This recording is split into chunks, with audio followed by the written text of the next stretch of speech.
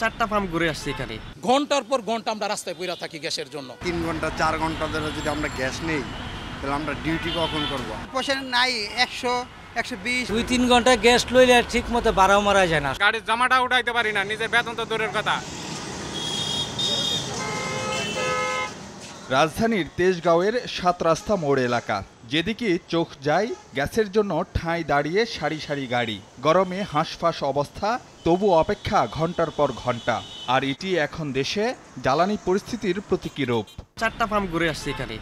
একটা পাম্পে কমপক্ষে 1.5 থেকে 200 গাড়ি আছে। আগে গ্যাস লইতে আমাদের সর্বোচ্চ লাগতো 20 মিনিট সময়, এখন লাগে 2 থেকে 3 ঘন্টা সময়। 3 ঘন্টা 4 ঘন্টা ধরে যদি আমরা গ্যাস নেই তাহলে আমরা ডিউটি কখন করব? পয়সা নাই 100 120 30 আগে ছিল 180 200 পয়সা ছিল। যেই গ্যাস পামো সর্বোচ্চ 4 ঘন্টা থেকে 5 ঘন্টা চলবে, আবার গ্যাসের সিরিয়াল। গাড়ির জামাটা উঠাইতে পারি না, নিজের বেতন তো দূরের কথা। কেবল যানবাহনই নয়, অন্যান্য খাতেও সংকট তীব্র।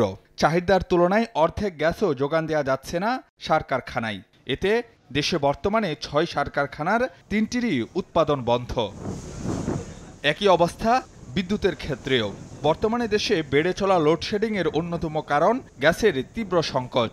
বিদ্যুৎ কেন্দ্রগুলোতে চাহিদার বিপরীতে গ্যাস দেয়া যাচ্ছে মাত্র 38% মতো।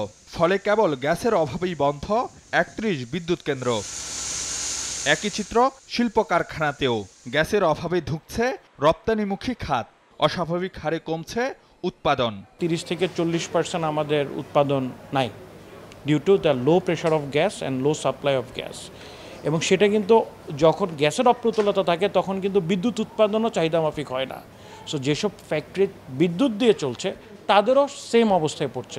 বর্তমানে দেশে গ্যাসের চাহিদা ধরা হয় 4000 মিলিয়ন ঘনফুট, কিন্তু সরবরাহ ঘুরপাক খাচ্ছে 2500 থেকে 2600 মিলিয়ন ঘনফুটের ঘরে। রক্ষণাবেক্ষণের কারণে 3.5 মাস ধরে বন্ধ সামিটের ভাসমান টার্মিনাল। ফলে এলএনজি থেকে মিলছে স্বাভাবিকের তুলনায় 300 মিলিয়ন কম গ্যাস, যা তীব্র করছে সংকট। পেট্রোবাংলা জানাচ্ছে আবারও উৎপাদনে ফিরছে সামিটের এলএনজি টার্মিনাল।